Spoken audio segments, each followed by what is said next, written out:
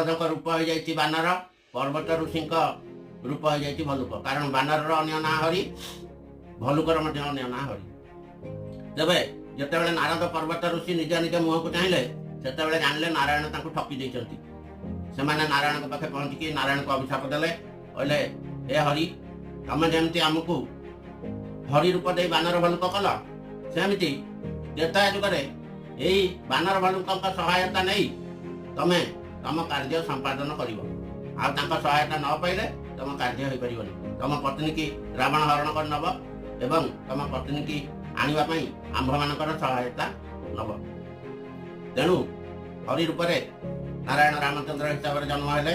सीता को रावण लंकार नहीं रखिला, समुद्र में सेतुबंध बांधी बानर भालुक सहायतार लंका कटक पहुंची राक्षस कूल समूले ध्वंस कर श्रीरामचंद्र सीता को आनी अयोध्या फेरी।